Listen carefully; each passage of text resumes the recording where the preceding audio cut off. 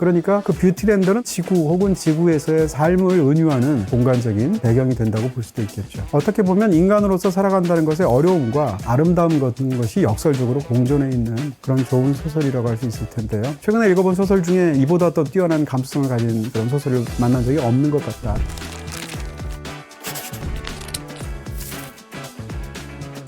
BTV 이동진의 파이아키, 안녕하세요. 저는 이동진입니다. 8월의 베스트북을 여러분께 소개해드릴 시간이 돌아왔습니다. 한 달에 한 번씩 제가 읽었던 책들 중에서 가장 인상적인 책, 가장 뛰어난 책, 그리고 여러분께 권해드리고 싶은 책을 한 권씩 골라서 소개해드리는 그런 시간을 갖고 있는데요. 이번에 고른 책은 제가 휴가지에서 읽은 책입니다.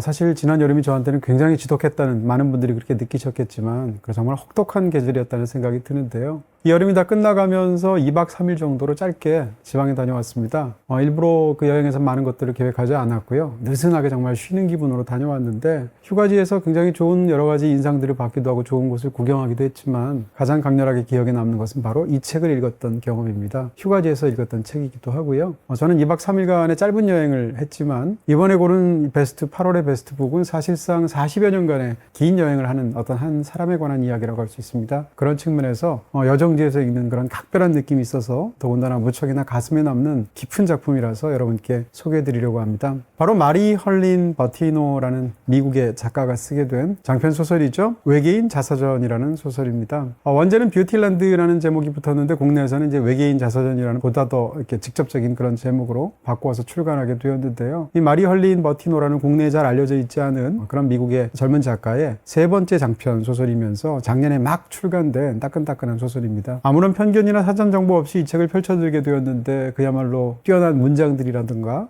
기본적으로 아주 인상적인 아이디어라든가 이런 부분에 깊숙이 매료되어서 보게 되었던 정말 멋진 소설이 아닐까 싶어집니다. 이 소설은 첫 장에서 주인공이 태어나면서 시작이 됩니다. 때는 1977년도이고 9월의 어느 날이었는데요. 테레지라는 여성이 병원에서 굉장히 난산 끝에 아디노라는 아이를 출산하게 됩니다. 출산하게 된 아이를 얼마나 힘들게 낳았는지가 첫 페이지에서 묘사가 되는데, 흥미로운 것은 이 아이가 탄생하게 된 것을 문장에서는 지구에 도착했다라는 식으로 표현을 하고 있다는 것입니다. 그리고 이 첫 페이지가 끝나기도 전에 또 다른 사건이 묘사가 되는데요. 그것은 바로 이 테레즈가 아이인 아디노를 낳을 때 미국에서 또 다른 엄청난 또 큰 사건이 벌어지게 되죠. 그것은 지금도 지구로부터 점점점 멀어져서 인류 역사상 가장 먼 외계를 탐사하고 있는 중인 탐사선 보이저 1호가 바로 그날 쏘아 올려졌던 것입니다. 다시 말하면 지구에 도착했다라고 했을 때 아디나라는 이 소녀는 지구에 막 와서 어떻게 보면 외계로부터 지구에 도착을 해서 수많은 40여 년간의 세월들을 자기 인생으로서 살게 되는 것인데요. 바로 그 순간 또 다른 지구로부터 쏘아 올려진, 다시 말하면 지구를 막 벗어나서 출발하게 되는 보이저 1호의 어떤 그런 여정이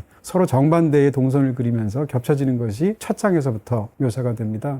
이 두 가지 사건을 병치하는 것은 이 소설의 핵심적인 아이디어가 맞닿아 있어서인데요. 이 소설은 이로부터 이 아디나 조르노라는 이탈리아계 미국인 여성의 40여 년간의 삶을 그야말로 시간 순서대로 묘사하는 방식을 그려내고 있습니다. 근데 그 40여 년은 지난 40여 년간의 인류가 외계를 탐사해온 축적된 어떤 새로운 지식과 경험이 덧대어지는 방식으로 함께 교대로 묘사되는 방식으로 이 소설이 진행됩니다. 아닌 게 아니라 이 아디노의 40여 년간의 세월을, 삶을 묘사하는데도 불구하고 모두 5개에 이르는 각 챕터는 제목들이 별의 생애 줄기를 따르고 있습니다. 그러니까 첫 번째 챕터의 그 소제목은 바로 성운이라는, 그러니까 인간에게 있어서는 탄생에 해당하는 것이고요. 그 이후에 학교를 다닌다거나 아니면 직장을 다닌다거나 아니면 뉴욕에 가서 생활을 한다거나 마지막으로는 죽음을 경험한다는 하는 것이 이 성운이라는 제목부터 시작해서 마지막 챕터의 제목인 별의 죽음과 관련되어 있는 블랙홀이라는 제목까지 이어지면서 이런 어떤 우주사적인 사건과 개인의 역사를 서로 교차하는 방식으로 소설이 진행되게 됩니다. 이 아디노라는 소녀는 필라델피아 북동부에서 살게 되는데요. 어머니가 이제 테레지가 거기서 살아왔던 그런 이제 사람인 것인데, 어머니는 우연히 만나게 된 남자와 사랑에 빠지게 되고 그 사이에서 바로 이 아이를 낳습니다. 하지만 아버지였던 사람은 처음에는 함께 살아가는 듯 하다가 결혼식도 치르지 않고 자신의 연인과 그리고 딸을 버리고 어느 날 갑자기 사라지게 되죠. 그러니까 미혼모인 엄마가, 테레지가 딸인 아디노를 기르면서 굉장히 어려운 경제적인 환경 속에서 악정 엄청 고통하는 것이 초반에 묘사가 되죠. 필라델피아 북동부 지역에 있는 많은 사람들이, 이렇게 서민들이 모여 사는 연립주택 지역에서 이 소녀는 성장 과정을 거치게 되는데요. 어려서부터 본인이 남들과 좀 뭔가 다르다라는 생각들을 하게 됩니다. 스스로가 겪어야 될, 그리고 또 마땅히 받아야 될 어떤 그런 사랑을 충분히 받지 못한 상황에서 굉장히 큰 고독감을 경험하게 되고요. 사람들과의 관계가 자꾸 미끄러지는 듯한 경험을 하게 되고, 그러면서 어린 시절의 일들을 겪어나가게 되는 것이죠. 대표적으로 학교에서 겪었던 수많은 어떤 어린 시절의 일들이 마치 삶의 편린처럼 에피소드별로 초반에 집중적으로 묘사가 되게 됩니다. 학교에서 주류를 이루고 있는 어떤 또래 집단들이 있을 텐데 거기에 제대로 끼지 못해서 겪는 일들이라든지, 아니면 집안이 좀 그렇게 넉넉하지 못하기 때문에 동네에 뷰티랜드라는 이름을 붙인 그야말로 5만 가지 물건을 다 파는 그런 잡화상이 있는데, 그 뷰티랜드의 저렴한 물건들 사이에서도 엄마가 선뜻 물건을 집어들지 못하죠. 왜냐하면 그 정도의 어떤 경제적인 여유도 없기 때문인 것인데요. 그렇게 어린 시절에 비교적 싼 서민용 물품들을 팔았던 가게임에도 불구하고 그것조차 부담감을 가져서 가지 못했던 곳, 이름은 뷰티랜드라는 이름은 사실은 디즈니랜드에서 따온, 어떻게 보면 굉장히 조악한 이름이라고 할 수 있을 텐데요. 그 뷰티랜드를 이 소설이 제목으로 삼고 있다는 것. 우리나라에서는 외계인 자서전이라는 이름이 붙었지만 원제는 뷰티랜드라고 말씀드렸었죠. 그러니까 그 뷰티랜드는 어떻게 생각하면 지구 혹은 지구에서의 삶을 은유하는 하나의 공간적인 배경이 된다고 볼 수도 있겠죠. 비다이렉트 샵에서는 모두 다 가능. 비다샵 가능. 흥미로운 것은 이 소녀가 이제 점점점 10대 시절을 보내게 되고, 또 20대가 되어서 뉴욕으로 가게 되고, 그러면서도 이제 다양한 어떤 체험들을 하게 되는 건데요. 그 가운데서 여러 가지 자기 삶에서 중요한 인물들이 왔다가 사라지거나 아니면 먼저 자기보다 떠나거나 하는 경험들을 하게 됩니다. 대표적으로 어머니가 있을 것이고요. 어머니는 미혼모로서 자기 아이를 키워야 되니까 굉장히 힘들게 요양원에서 사무직으로 일을 하게 되는데 일이 굉장히 많습니다. 그렇기 때문에 딸을 제대로 돌보지 못하고요. 그런 입장에서 딸인 아디나의 고독감은 점점점 깊어지게 되겠죠. 어린 시절에 이제 수영장에 갔었던 경험이 자세히 묘사가 되고 있는데, 무척이나 추운 날이었었고 또 날씨가 워낙 혹독하기 때문에 이 수영장 측에서 집으로 연락을 해서 각각의 부모들한테 아이들을 데리러 오라고 합니다. 그래서 모든 아이들의 부모들이 다 와가지고 그 아이를 이제 결국은 데려가야 집에 갈 수 있는 그런 환경인데, 데리러 오겠다, 꼭 데려와 달라라고 아침에 부탁했었던 엄마가 그 사실을 까먹고 끝내 오지 않는 바람에 그 추운 수영장에서 퇴근을 기다리는 또 다른 두 선생님과 함께 혼자서 그 외로움 속에서 엄마가 올 거라고 되뇌고 있는 그런 소녀의 모습이 집중적으로 묘사가 되기도 합니다. 엄마는 분명히 딸을 사랑했음에도 불구하고 본인의 삶이 너무 힘들기 때문에 아이를 제대로 건사하지 못하거나 양육하지 못하는 것인데요. 엄마는 그 이후에도 몇 명의 남자를 만나면서 사랑을 이어가려고 하지만 그때마다 번번이 실패하는 경험까지 하게 됩니다. 그리고 일평생에 걸쳐서 가장 친구라고 할 수 있는 톤이라는 여자아이와의 우정도 이 소설에서 묘사가 됩니다. 원래 진짜 이름은 앙투아네트 마리아라는 굉장히 고풍스럽고 장식적인 그런 여자 이름을 갖고 있는데, 본인은 그 이름을 너무 싫어해서 사람들이 자기를 톤이라는 이름으로 불러주길 원하죠. 이 아이와 10대 시절부터 시작해서 20대, 30대, 40 이를 때까지 긴 우정을 나누게 되는데, 사실은 주인공이 그런 것처럼 바로 이 앙투아네트 마리아, 그러니까 토니도 어떤 남에게 말하지 못할 어떤 비밀을 간직하고 있었습니다. 그리고 또한 경험하는 것은 이 바로 토니의 오빠가 여러 명인데요. 그 중에서도 도미닉이라는 오빠와 나누게 되는, 어떻게 보면 사랑 같기도 하고 우정 같기도 하고 굉장히 깊은 동반자와의 어떤 관계와도 같은 사이도 역시 소설에서 묘사가 되는데, 이 도미닉 역시 또 다른 어떤 비밀을 품고 있었죠. 그리고 마지막으로 뉴욕에서 만나게 되는 미겔이라는 남자가 있습니다. 사실상 이 소설의 주인공인 이 아디나는 10대 시절에 아무런 이렇다 할 연애 경험이 없게 되는데요. 그러다가 20대 시절에 뉴욕으로 가게 되고 30이 되고, 그러면서 처음으로 미겔이라는 남자를 만나서 소위 연애 비슷한 경험을 하게 되는데, 이게 어떻게 보면 연애 같기도 하고 연애가 아닌 것 같기도 하고 굉장히 복잡하고도 미묘한 그런 관계에 놓이게 되죠. 어찌됐건 이렇게 중요한 인물들이 있었고요. 이 소설에서 굉장히 어떤 독특한 특징 중에 하나가 수많은 등장인물들이 그녀의 삶에서 다가오거나 스쳐가게 되는 것인데, 등장했을 때만 하더라도 그녀의 삶에서 굉장히 중요한 사람처럼 묘사가 돼서 서술이 되지만 이후에는 아무것도 아닌 것으로서 흐지부지 되는 사람도 있고요. 반면에 처음에 등장했을 때는 별거 아닌 것처럼 보이는데 극적으로 영향을 끼치는 사람들도 있게 됩니다. 그야말로 수많은 사람들 사이를 마치 항해하듯이 여정 속으로 삶의 좁고도 아주 긴 길을 통과하는 것 같은 그런 일종의 로드무비로서 한 여자의 일생을 다루게 되죠. 사실 여기까지 말씀드리면 이 아디노의 삶이 사실은 처음부터 끝까지 다 묘사가 되는데도 불구하고 그녀의 삶에서 엄청난 사건이 사실은 일어나지 않습니다. 후반부가 되면 어떤 극적인 사건이 하나 있긴 한데 그것조차도 일반적인 소설에서 묘사할 정도의 엄청난 사건은 아니라고 할 수 있겠죠. 어떻게 보면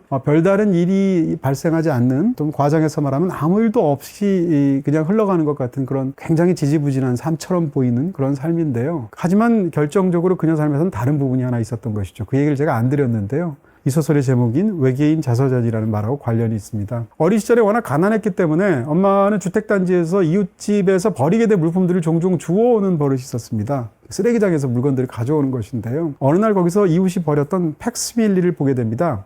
이 팩스는 아직도 충분히 쓸 수 있을 것 같은데 왜 버렸을까라고 하면서 엄마가 주워오게 되죠. 하지만 엄마는 그 물건을 사용하지 않는데 이 물건을 평생도록 바로 이 주인공인 아디나가 사용하게 됩니다. 아디나는 이 팩스밀리를 통해서 누군가와 계속 평생에 걸쳐서 어떻게 자기가 느낀 것을 보내면 상대로부터 교신을 받게 되는데요. 놀랍게도 그 상대는 멀리 외계 행성에 있는 자기의 외계인 상관들이었던 것이죠. 그래서 그날 있었던 일을 통해서 인간이라는 존재의 감정에 대해서 자기가 느낀 것을 팩스를 통해서 본인이 보내게 되면 짤막하게 그녀의 상관들이 논평을 하는 방식으로 교신이 수십 년 동안 계속 이어지게 됩니다. 다시 말하면 아디나는 외계인이었다는 것인데요. 본인은 그렇게 철석까지 믿고 있지만 사람들한테 이 비밀을 이야기할 수가 없습니다. 그렇기 때문에 본인의 그 숱한 고독감 속에서도 자기가 겪는 일들을 자기는 그것의 인간에 대해서 지구에서 인간들이 어떻게 살아가는지 어떤 감정을 겪는지에 대해서 보고하는 것이 자기 인생에서 가장 중요한 임무라고 생각하는 인물이기 때문에 그 일을 성실하게 수행하는데 여념이 없죠. 자, 여기로부터 이제 많은 일들이 파생되게 됩니다. 이런 거대한 비밀을 갖게 되고 자기 인생에서 중요한 사람이 나타나게 되면 그 사람한테 이런 비밀을 고백하고 싶어하는 충동이 있겠죠. 이 소설 전체를 통틀어서 아디나는 딱 4번 고백을 하게 됩니다. 자기 주변에 너무 중요한 인물한테 말할 수밖에 없는 상황 속에서 고백하듯이 이야기를 하는 것이고요. 마지막 4번째는 어떻게 보면 좀 더 공적으로 이야기를 한다고 볼 수 있을 텐데 그럴 때마다 이야기를 듣는 사람 혹은 사람들의 반응은 점점점 다르게 됩니다. 그것이 이 소설을 보는 굉장히 흥미로운 시각이자 이 소설에서 묘사되는 아디나의 삶을 바라보는 독자들의 다양한 시각 중에 하나라고 볼 수도 있을 것 같은데요. 그렇다면 이 소설을 보는 동안에 소설 속의 인물들도 그렇고 이 소설을 바깥에서 보게 되는 저 같은 독자를 포함한 일반 독자들도 그렇고 누구나 궁금증을 갖게 됩니다. 다시 말하면 아디나 조르노라는 이 소설 속의 주인공은 진짜 외계인일까? 라는 생각이 들겠죠. 진짜 외계인이라고 볼 수도 있고 혹은 그녀가 본인은 외계인이다라는 착각 혹은 착란에 빠져 있다라고 볼 수도 있고 혹은 그녀가 일부러 사람들을 속이기 위해서 일종의 사기를 치고 있다라고 볼 수도 있겠죠. 3번째는 아니에요. 앞에 2개 중에 하나인 것인데 여기에 대해서 이 소설은 이렇다 할 제대로 된 정보를 확언하지 않습니다. 그러니까 그녀 입장에서 서술될 때 분명히 외계와 이렇게 교신을 주고받는 것으로 묘사가 되고 있는데 예를 들어서 그러면 떠나온 행성, 자기를 파견한 행성은 어떤 행성인가? 그 행성은 죽어가는 별로 되어 있습니다. 그렇기 때문에 이주를 위해서 우리가 SF에서 흔한 설정처럼 지구가 과연 살만한 곳이고 거기서 살아나가는 인간들은 과연 어떤 감정을 느끼는지를 탐색하기 위해서 이 소녀를 보냈다는 것인데요. 그렇지만 그 외계 행성의 이름이 뭔가를 소설에서 어떻게 묘사하냐면 지구의 언어로 형언할 수 없다고 합니다. 굳이 형언을 한다면 이 쌀이 가득한 접시 위에 귀뚜라미가 툭 떨어졌을 때 나는 소리와 같은 발음을 가진 행성이라고만 묘사가 됩니다. 그러니까 이 소설을 쓸 수가 없다는 건데 그렇게 묘사한 직후부터 그 자신이 떠나온 행성을 묘사할 때 항상 귀뚜라미 쌀 행성이라는 이름으로 불리게 됩니다. 이 소녀도 아디나라는 지구에서의 이름이 있지만 외계에서의 본인의 이름이 있겠죠. 그 이름을 지구어로 굳이 발음을 하면 세 음절을 가지고 있는데 그것조차 역시 지구어로는 적을 수 없는 것으로 소설에서 묘사가 되고 있습니다. 그렇지만 교신은 계속 되는 것으로 보이는데요. 여기에 반응은 아까 말씀드린 대로 2가지이겠죠. 이 소설의 후반부에 가면 그녀가 진짜 외계인인지 아닌지를 놓고 수많은 사람들이 다양하게 추측하게 되는 어떤 묘사들이 나오게 되는데 독자들의 반응은 아마 그 중에 하나일 것입니다. 상당히 많은 반응은 그녀는 일종의 정신질환을 가지고 있다라는 반응인 것이죠. 예를 들어서 이제 이런 2가지 중에서 어떤 것이냐, 그녀가 믿고 있는 것이 사실인가, 아니면 현실에서의 어떤 일들을 견뎌내기 힘든 그런 고통 때문에 이 정신적인 고통에서 벗어나기 위해서 본인이 일종의 가짜 세계를 발명한 것인가라는 이 2가지 확신 사이에서 2가지 추측 사이에서 펼쳐지는 많은 이야기들이 있습니다. 대표적으로 얀 마텔의 소설 파이 이야기 같은, 물론 이제 영화로 라이프 오브 파이로 만들어졌었죠. 혹은 영화로 많은 분들이 좋아하시고 저도 너무나 좋아하는 파네미로 같은 작품이 있죠. 이런 작품을 보면 주인공이 믿고 있는 어떤 그런 현실에 대해서 본인만이 갖고 있는 어떤 그런 판타지적인 세계에 대해서 그게 정말로 일어난 일인지 아니면 주인공의 망상인 것인지 도피하기 위한 현실의 고통으로부터 2가지 추측이 있을 수 있죠. 여기에 대해서는 사람마다 생각이 다르죠. 중요한 것은 어느 것이 옳고 그르냐가 아니라 그걸 통해 무엇을 말할 수 있느냐일 텐데요. 어찌됐건 이런 그 논지에 따라서 이 소설을 굉장히 현실적으로 분석을 하게 되면 주인공은 평생 고독감에 시달립니다. 그리고 어려서부터 방치된 느낌을 받습니다. 자기 삶에서 제대로 일어나는 경험도 없고 이렇다 할 타인과의 관계도 없습니다. 이런 상황 속에서 자기 삶이 너무나 무의미하다고 느끼고 느끼고 사소하다고 느끼고 지지부진하다고 느끼기 때문에 이걸 견뎌내기가 너무 어렵죠. 이 상황에서 그렇지 않아. 나의 삶에는 의미로 가득 차 있고 자신은 굉장한 중요한 의미를 나는 수행해야 되는 것이야. 그것은 바로 나는 외계인이고 나는 이 세계에 속하지 않았고 멀리서부터 파견되어 있는 정보원이고 그에 따라서 지구의 인간들이 어떻게 느끼는지를 보내야 되는 아주 중차대한 임무를 띠고 있어 라고 상상하게 되었다는 거죠. 그렇다면 삶에서 일어나는 스스로의 굉장히 보잘것없음을 견뎌내는 데 있어서 굉장히 강력한 삶을 살아가는 이유가 덧대어질 수 있겠죠. 이런 방식으로 이 소설의 모든 이야기를 따라가는 것입니다. 이렇게 보게 된다면 우주와의 자기를 보낸 상관과의 교신은 사실상 자기 내면과의 소통이라고 볼 수 있고 우주는 사실상 자기의 내면이라는 소우주가 되겠죠. 이런 측면으로 이 모든 이야기를 읽어낼 수도 있습니다. 충분히 가능한 독법이겠죠. 또 한 가지는 이 소설에서 펼쳐지는 이야기가 실제로 있는 이야기. 사실은 사람들은 잘 믿고 있지 않지만 자기가 고백했을 때 어떤 사람은 믿어주고 어떤 사람은 믿어주지 않는 것인데요. 정말로 그녀는 외계에서 온 외계인이라고 볼 수도 있겠죠. 실제로 소설에서는 팩시밀리를 주고받을 때 본인이 보내기만 하는 게 아니라 답신이 오는데 이 답신을 타인이 보는 어떤 에피소드가 나옵니다. 그러니까 물론 그 답신조차도 위조할 수는 있겠습니다만 어쨌건 이런 여러 가지 상황이나 더군다나 이 소설의 이 작가는 그녀의 시점에서 보았을 때 혹은 그녀를 다루는 사실적인 문장들 속에서 그녀가 외계인이 아니라고 암시하는 부분은 하나도 없습니다. 그러니까 얼마든지 이 모든 이야기는 실제로 그녀의 외계인으로서의 지구에서의 40여 년간의 여정 혹은 임무를 다룬 그런 내용을 담고 있다라고 볼 수도 있겠죠. 하지만 소설을 다 보고 나면 정보원부에 어떤 극적인 사건이 생기게 되고 그리고 나서 소설을 덮고 나면 누구나 자기만의 어떤 판단 같은 게 생길 수가 있겠죠. 근데 저한테는 이 아디노 조르노라는 여성이 과연 진짜 외계인인지 아니면 외계인이라고 스스로 상상해내고 그것을 본인도 스스로를 속여가면서 믿게 되었던 건지에 대한 것은 사실은 그렇게 중요하지 않다는 생각이 드는 것이고요. 외계인의 시선을 갖고 있고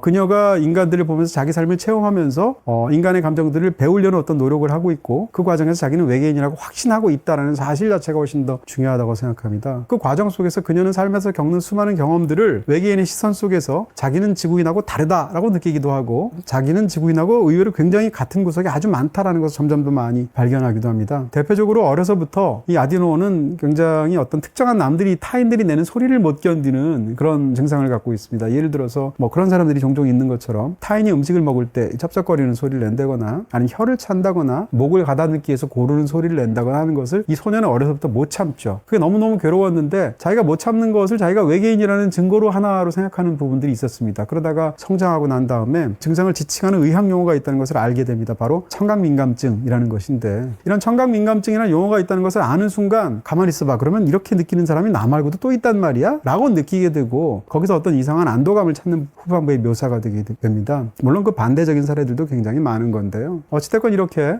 지구인으로서 인간으로서 살아가면서 그녀는 어떻게 보면 100% 외계인의 삶을 살아가기도 하지만 다른 한편으로는 100% 인간으로서의 삶을 살아간다고도 볼 수가 있겠죠. 이 과정 속에서 결국은 대단원을 향해서 이야기가 진전되는 방식을 갖고 있기도 합니다. 3년 약정보다 저렴한 1년 약정 인터넷 비다이렉트 샵에서는 모두 다 가능. 비다샵 가능.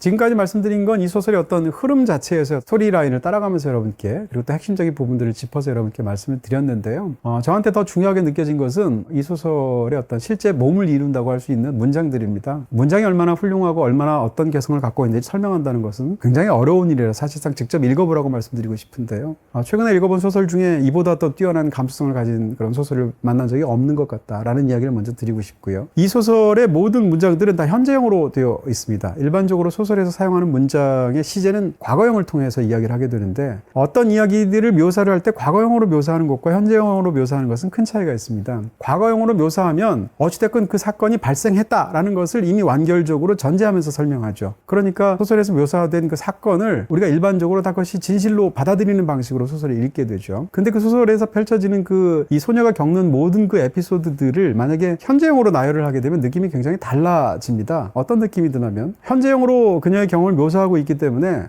그 사건 자체가 개인의 사건이 영원히 어떻게 남아있을 것 같은 어떤 일종의 신화적인 사건, 보편적인 사건처럼 다가오기도 하고요. 정반대로 그 사건이 완료적인 어떤 과거 문장으로 쓰여있지 않기 때문에 정말 이 사건이 발생한 것일까? 라는 어떤 그런 어슴푸레한 어떤 혼돈의 감각 같은 것을 주기도 합니다. 굉장히 묘한 그 느낌으로 진행되는 그런 한 여자의 이야기라고 볼 수가 있고요. 또 한 가지는 이런 그 문장들이 대부분 단문으로 되어 있습니다. 그러니까 묘사 묘사가 아주 뛰어나고 감정이 풍부한 서정적인 문장임에도 불구하고 단문이기 때문에 굉장히 간결하다는 인상을 주게 되고, 또 단문과 단문을 이을 때 많은 경우에 접속사로 읽게 되는데 접속사를 거의 쓰지 않습니다. 문장 속에 담겨있는 감정들이 파편적으로 진행된다라는 느낌이 되게 되고, 이 책에 담겨져 있는 수많은 이야기들은 대부분 다 에피소드 중심이어서 A 에피소드와 B 에피소드와 C 에피소드가 정확하게 내적인 연관성을 가지고 진행되지는 않습니다. 그러니까 그야말로 파편적으로 사건들이 묘사가 된다는 건데요. 문장조차 접속사를 생략하고 있고 단문으로 중심이 되어 있고, 그 다음에 이야기의 어떤 구조 같은 거, 어떤 에피소드는 세 줄짜리로 되어 있기도 하고 여러 페이지에 걸쳐서 진행되기도 하죠. 그 다음에 문장을 작성했을 때 아까 말씀드린 것 같은 어떤 현재형으로 사용하는 방식들, 이런 것들 때문에 이 모든 이야기는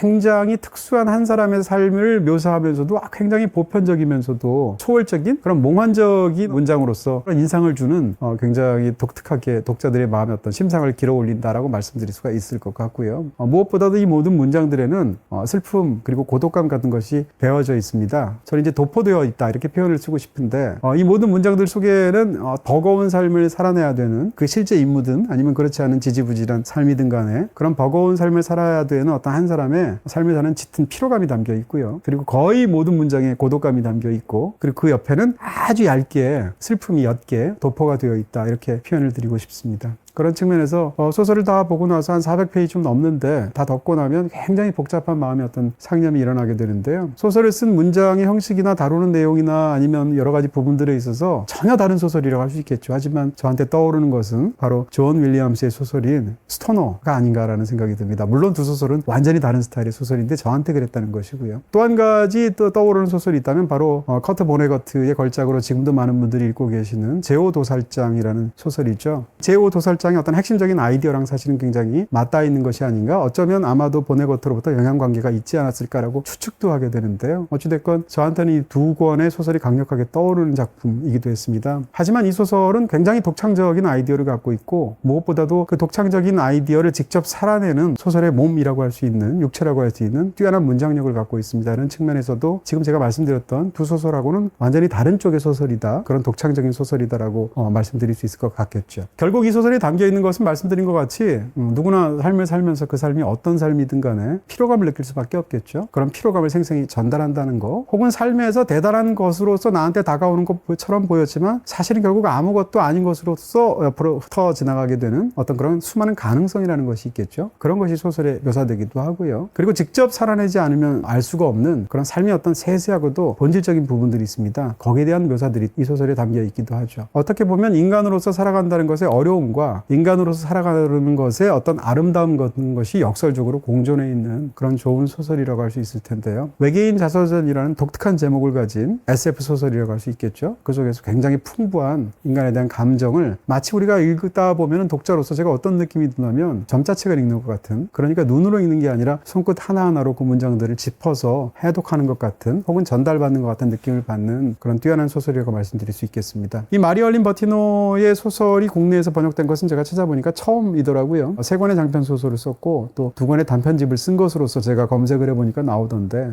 이번 소설을 계기로 부디 좀 많은 사람들이 읽어서 버티노의 또 다른 소설들도 출간되어서 읽어봤으면 하는 그런 독자로서의 마음가짐을 가지게 됩니다. 외계인 자서전, 이달의 베스트북으로 여러분께 소개해드렸습니다. 오늘 추천해드린 외계인 자서전이라는 소설과 관련해서 여러분께 추천드리고 싶은 어떤 영화가 있다면 많은 또 다른 제가 언급한 영화들이 있겠지만, 사실은 의외로 엘리오, 바로 올해 픽사 애니메이션으로 나왔던 작품을 여러분께 추천드릴 수 있습니다. 엘리오의 어떤 핵심적인 그 아이디어가 지구에서 혼자 남아서 사실상 그 고독감을 견디기 어려웠던 어린 소년 엘리오가 자기가 보게 된 어떤 과학 서술에 대한 이야기를 듣고, 자신은 사실은 내가 속해야 될 곳은 지구가 아니라 저 멀리 어디 있는 곳이다라고 생각하면서 우주를 다니면서 여행을 겪고 거기서 모험을 겪으면서 알게 되는 인간에 대한, 삶에 대한 진실, 이런 식의 어떤 흐름을 갖고 있거든요. 그런 측면에서 본다면 정확히 일치하지는 않지만 이 외계인 자서전을 관통하는 하나의 감정과 맞닿아 있는 그런 작품이 아닌가 싶어지기도 합니다. 둘 사이에는 아무런 영향관계가 없었을 것이고요. 왜냐하면 나온 시기들을 보게 되면, 그럼에도 불구하고 함께 보시게 되면 굉장히 다양한 생각들을 할 수 있게 하는 그런 작품이 아닌가 싶습니다. 픽사 애니메이션 엘리오 여러분께 추천드립니다. BTV에서 보실 수 있습니다. 5초 안에 TV 셋톱박스를 찾아보세요. 5, 4, 3, 2, 1. 정답은 TV 뒤 감쪽같이 숨어있죠? 선 없이 더 깔끔하게, 어디서든 자유롭게. SK 브로드밴드의 초소형 셋톱박스 스마트 3 미니. 지금 SK 브로드밴드 기가 인터넷과 BTV를 신규 가입하면 이동식 TV까지 무료. 이것이 바로 BTV 무빙. 비다이렉트 샵에서는 모두 다 가능. 비다샵 가능.